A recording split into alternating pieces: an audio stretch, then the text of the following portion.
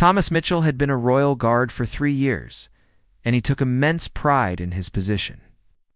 At 25 years old, he had worked hard to earn his place among the elite ceremonial guards who protected the palace grounds. His uniform was always spotless, his posture perfect, and his dedication unwavering. Standing at attention for hours in all weather conditions had become second nature to him. On this particular Tuesday morning in late spring, Thomas was stationed at the main palace entrance, where hundreds of tourists would pass throughout the day. The weather was warm and pleasant, the gentle breeze that made his outdoor post much more comfortable than the winter months he had endured. School groups were common during this time of year, and Thomas had grown accustomed to the excited chatter of children on educational trips. Around 10:30 in the morning, a large group of elementary school students arrived for their scheduled palace tour. Thomas could see their bright yellow school shirts and hear their teacher, trying to keep them organized as they gathered near the visitor entrance. The children were probably around 8 or 9 years old, their faces full of wonder as they looked up at the magnificent palace architecture and the impressive guards in their ceremonial uniforms. Thomas maintained his forward gaze in rigid posture as he had been trained, but he couldn't help noticing the enthusiasm of the young visitors. Their teacher, a middle-aged woman with graying hair, was clearly experienced at managing large groups of excited children. She was giving them instructions about staying together and being respectful during their tour of the royal residence. Among the group was a small boy with dark hair, who seemed less energetic than his classmates. While the other children were pointing excitedly at the palace features and asking rapid-fire questions, this boy appeared tired and was sitting on a nearby bench rather than standing with the group. Thomas noticed him peripherally but maintained his professional focus on his duties as a ceremonial guard. The teacher gathered the children into a neat line and began leading them toward the palace entrance where they would meet their official tour guide. Thomas could hear her explaining the importance of the royal guards and instructing the children not to try to distract or talk to the soldiers who were on duty. She emphasized that the guards had important jobs to do and needed to maintain their concentration and professional bearing. As the group moved closer to Thomas's position, he could see the children's faces more clearly. Most were vibrant with excitement, but that same small boy was now walking slowly at the back of the group, his face pale and his steps unsteady.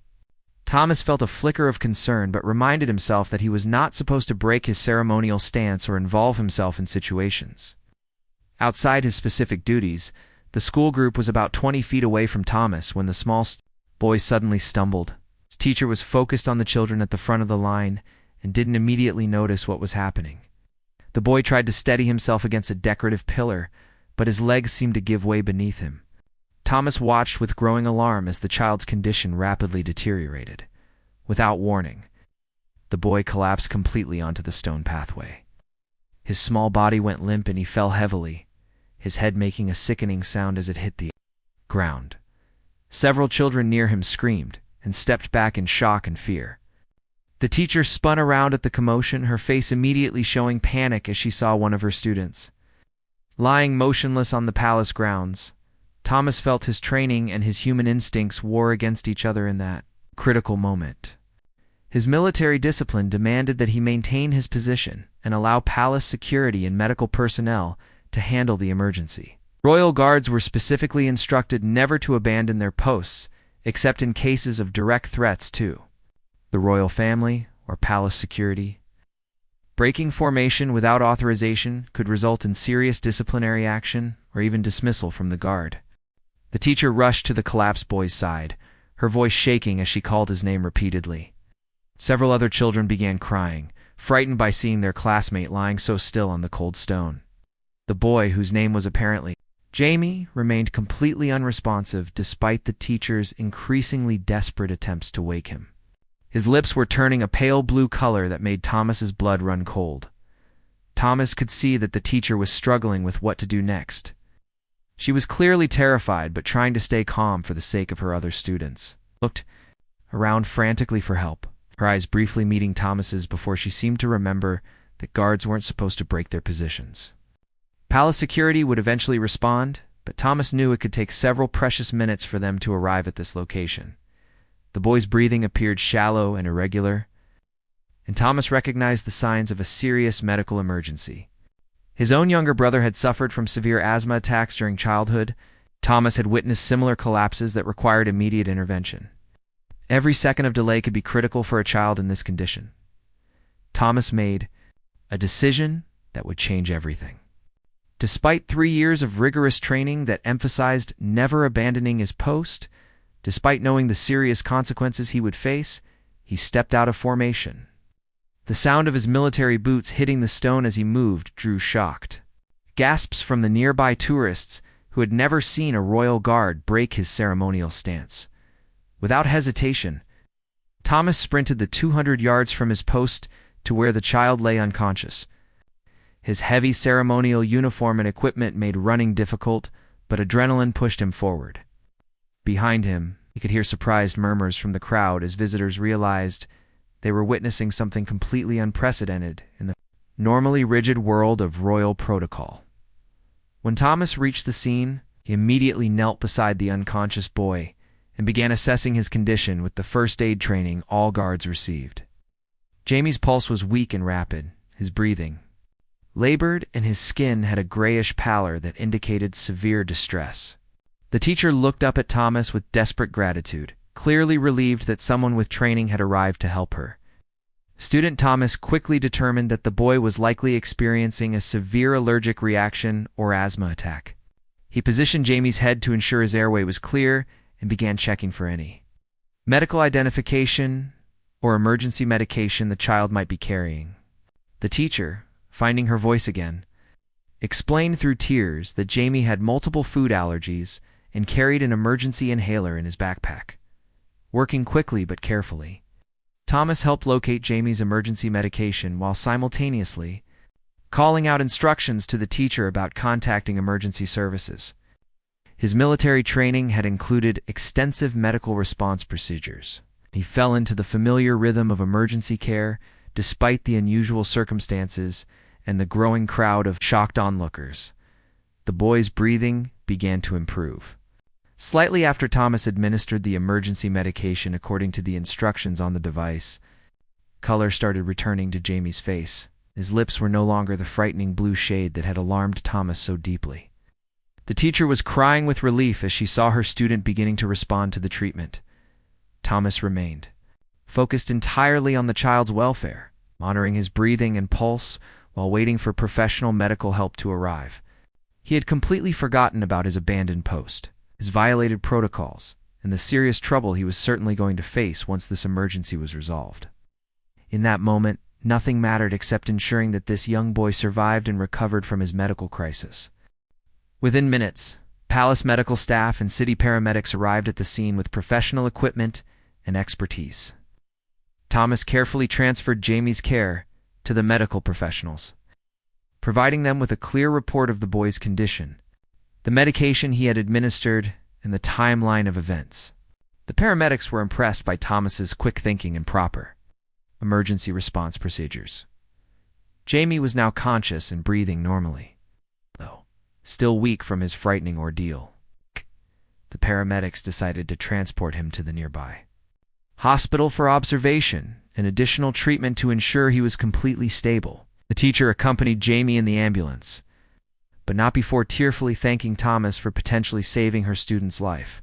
She said she would never forget what he had done for Jamie and their entire class. As the ambulance drove away with its precious cargo, Thomas became aware of the crowd that had gathered around the incident.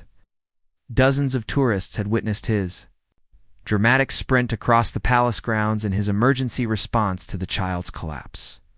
Many were taking photos and videos, clearly amazed by what they had seen. Some visitors approached him to express their admiration for his quick action and medical skills. But Thomas also noticed something that made his stomach sink with dread. Standing at the edge of the crowd was Colonel Harrison, the stern commanding officer of the Royal Guard unit. The colonel's face was dark with disapproval, and Thomas could see several other senior officers behind him, all looking equally displeased. Thomas knew that his moment of heroism was about to become a moment of reckoning. Colonel Harrison approached Thomas with military bearing and spoke in a voice that carried clearly across the now quiet crowd. He ordered Thomas to return to attention immediately and follow him for an urgent disciplinary meeting. The tourists who had been praising Thomas moments earlier now watched in confusion as it became clear that the guard was in serious trouble. For his life-saving actions, Thomas straightened into military posture and followed his commanding officer toward the palace administrative offices. As they walked, he could hear whispered conversations among the crowd behind them.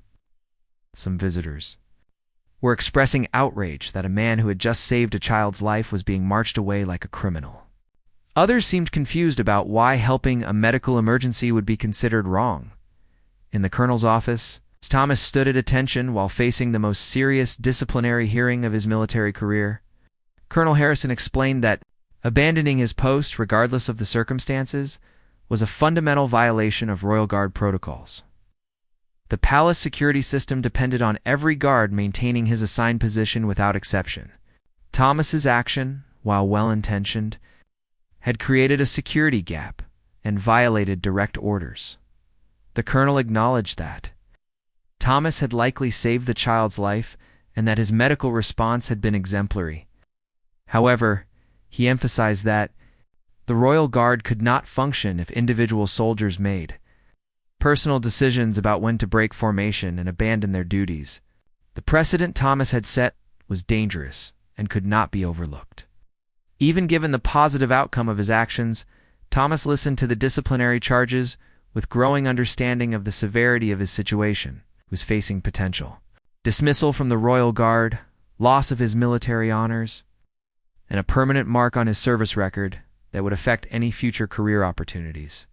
The colonel made it clear that the decision about Thomas's punishment would come from the highest levels of palace administration.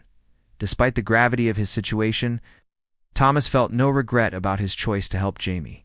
Standing in that formal office, facing the end of his career as a Royal Guard, he knew he would make the same decision again without hesitation.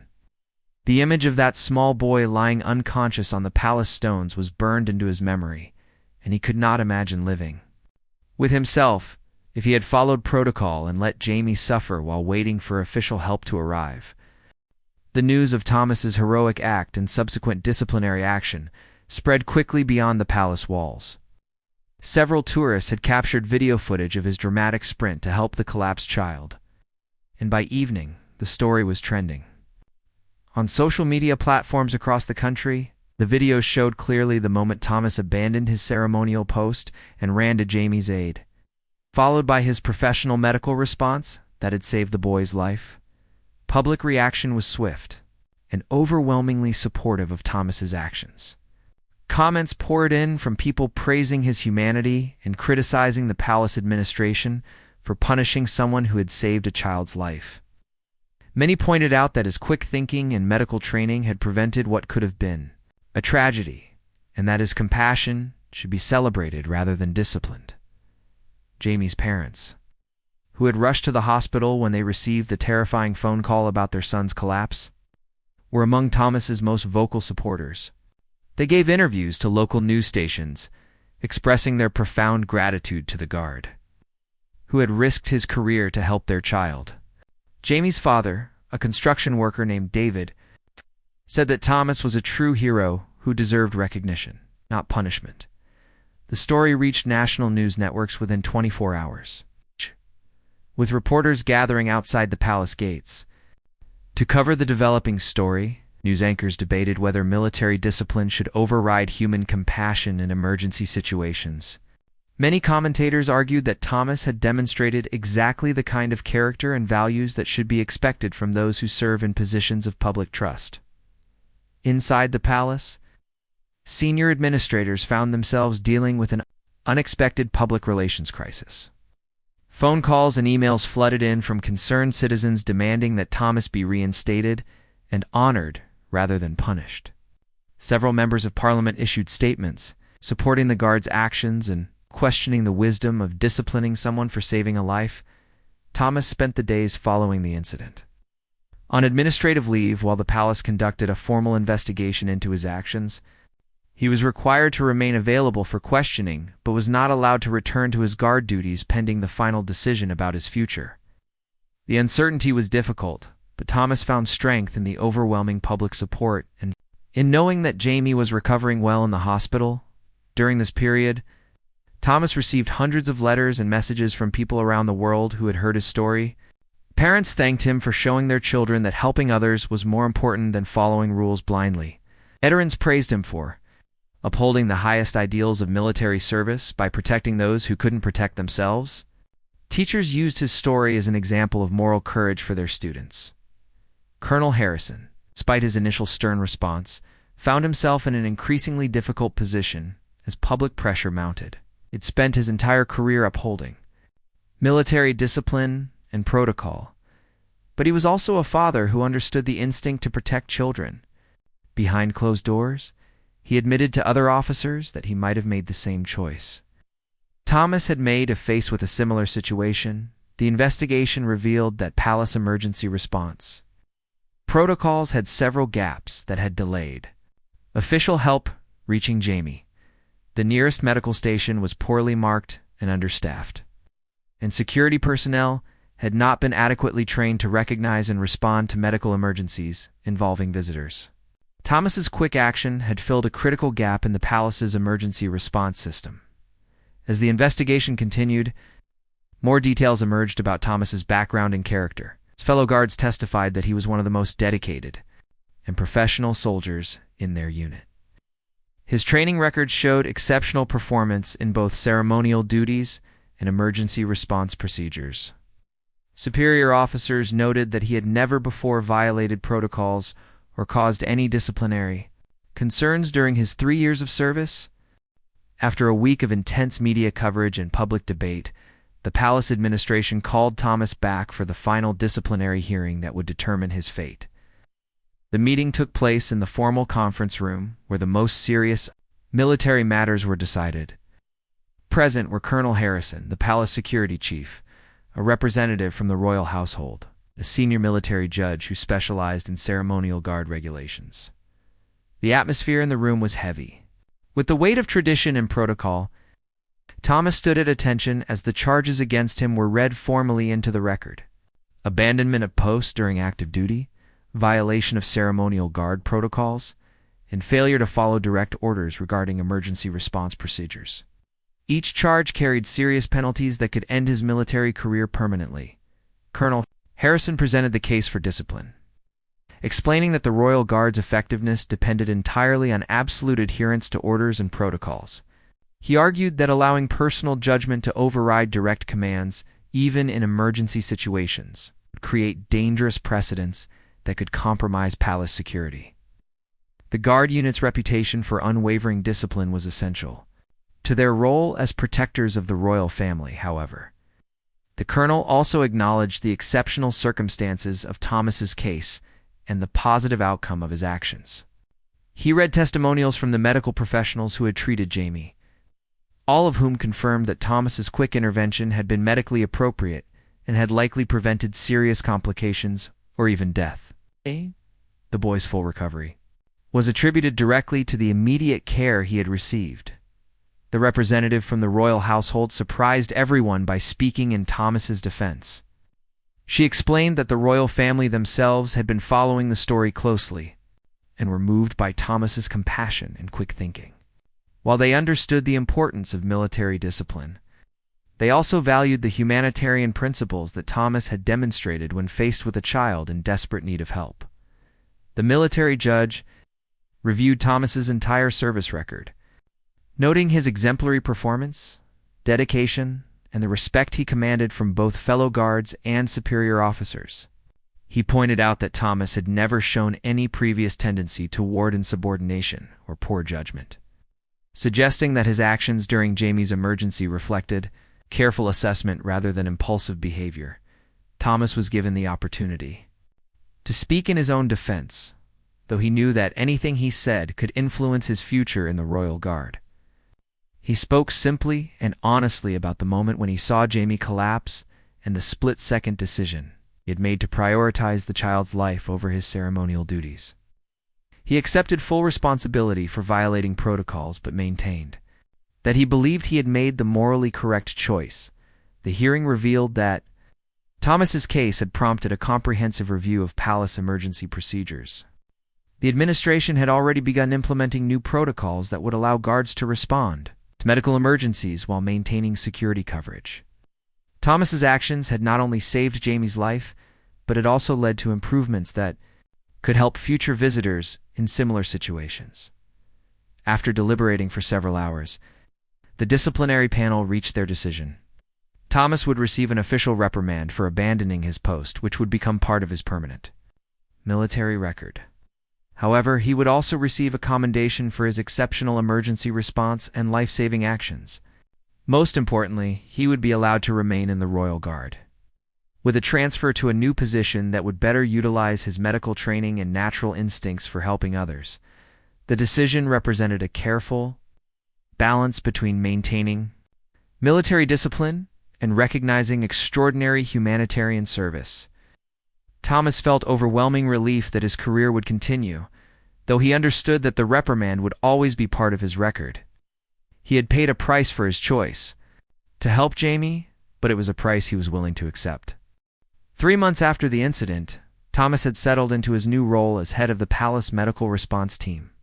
His position allowed him to maintain his status as a royal guard while focusing on visitor safety and emergency preparedness. He had helped develop new training programs that taught all palace security personnel to recognize and respond to medical emergencies while maintaining their primary duties. The changes implemented after Jamie's collapse had already made a difference. 2 more children had experienced medical emergencies during palace visits in the weeks following Thomas's disciplinary hearing, and both had received immediate appropriate care because of the new protocols. Thomas felt proud that his difficult decision had led to lasting improvements that would protect future visitors. Jamie made a full recovery and returned to school within 2 weeks of his collapse. His parents arranged for him to meet Thomas personally to thank the guard who had saved his life. The meeting took place in a quiet palace office, away from media attention, and Thomas was moved by the boy's shy but heartfelt gratitude. Jamie told Thomas that he wanted to become a guard himself someday, so he could help people the way Thomas had helped him. The media attention around Thomas's story gradually faded, but the impact of his actions continued to resonate. He received letters from parents around the world sharing their own stories of children with medical conditions and expressing gratitude that people like Thomas were willing to put humanity before regulations. Many young people wrote to say that his example had inspired them to consider careers in public service. Thomas's fellow guards had initially been divided about his actions, with some worried about the precedent he had set and others admiring his courage. Over time, however, most came to respect his decision and appreciate the positive changes it had brought to their working conditions. The new emergency protocols made everyone feel more confident about handling unexpected situations while still maintaining their ceremonial responsibilities. The reprimand on Thomas's record remained, serving as a permanent reminder of the day he chose to prioritize human life over military protocol. Some career opportunities would always be closed to him because of that disciplinary mark, and he would never advance to certain senior positions within the Royal Guard hierarchy. It was indeed a heavy price for his moment of compassion and quick thinking, but Thomas had found peace with the consequences of his choice. His new position allowed him to make a meaningful difference in visitor safety. While still serving the royal family with honor and distinction, he had discovered that sometimes the most important victories came with personal costs, and that true service meant being willing to sacrifice for others when the situation demanded it. Years later, when Thomas looked back on his career, he would remember many proud moments in his time as a royal guard, but none would mean more to him than the day he ran 200 yards across palace grounds to save a child's life, knowing full well the price he would pay for abandoning his post.